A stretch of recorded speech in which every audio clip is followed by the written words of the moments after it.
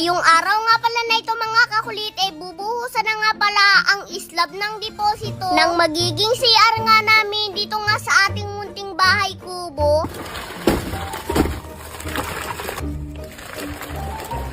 Bali ngayong araw nga pala na ito mga kakulite, ito na nga pala yung ika-6 na araw ng aking pagpapatrabaho dito sa ating munting bahay kubo, sa akin ngang ipinagagawang CR dito. Dahil sa looban nga mga kakulit ng 5 araw na aking pagpapatrabaho, natapos na nga itong hukayan at natapos na nga rin itong asintahan. Kaya naman ngayong araw nga pala na ito mga kakulit, bago nga nila ito buhusan, kanila nga muna itong pupurmahan. Dahil nagkulang nga mga kakulit sa oras kahapon, kaya naman hindi na nga nila ito napormahan kahapon. Kaya naman ngayon mga kakulit, kahit medyo masama nga ang panahon, nagpatrabaho na nga kami mga kakulit dahil kailangan nga mabuhusan itong slab ng deposito. At kung inyo nga mapapansin mga kakulit, iba na nga pala ang trabahador ko dito. Dahil yung unang trabahador ko nga mga kakulit, ayaw nga pumasok ng araw ng linggo. Pero syempre mga kakulit, okay lamang sa akin na hindi nga sila pumasok ng araw ng linggo. Dahil yun nga lamang mga kakulit ang pinakang pahinga nila sa looban ng isang linggo ng kanilang pagtatrabaho. At ang una ko nga kinuha mga kakulit na papasok ngayong araw ng linggo, yung isa ko ngang tito. Pero dahil maulan na nga ngayong araw na ito mga kakulit, kaya naman hindi na nga rin siya pumasok. Kaya naman napilitan na nga akong kumuha ng ibang magtatrabaho dito ngayon. Dahil gustong gusto ko na nga matapos ito mga kakulit, para kapag pumupunta nga kami mga kakulit dito sa ating munting bahay kubo, meron na nga kaming CR. Dahil isa talaga sa tinutuluyan mga kakulit, ito talaga ang pinakamahirap, yung wala kang CR.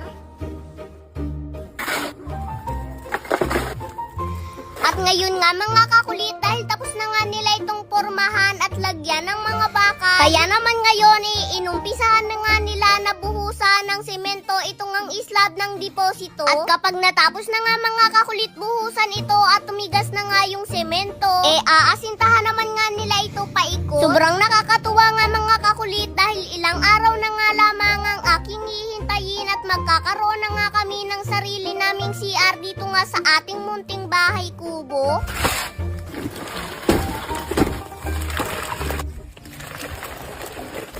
At ngayon ko nga lamang nalaman mga kakulit na hindi pala biro ang magpagawa ng CR. Dahil deposito pa nga lamang mga kakulit ang nagagawa dito sa aking pinagagawa na CR. Medyo malaki na nga rin mga kakulit ang aking nagagastos. Pero okay lamang yun mga kakulit, ang mahalaga magkakaroon na nga kami ng sarili naming CR dito nga sa ating munting bahay kubo. Para kapag pumupunta nga kami dito mga kakulit, hindi na nga kami kung saan na charot, hindi Charot! Bago nga matapos mga kakulit itong aking video, mamimili pa rin po ako ng mabibigyan ko ng gift, basta't mag-follow, like, and share lamang po kayo ng ating mga video. At itong aking ipamimigay na ito mga kakulit para sa inyo, bilang pasasalamat ko lamang po ito para sa inyo. Dahil sa walang sawa nyo nga pong suporta sa akin mga kakulit, at dahil magwa 1 million followers na nga rin po tayo.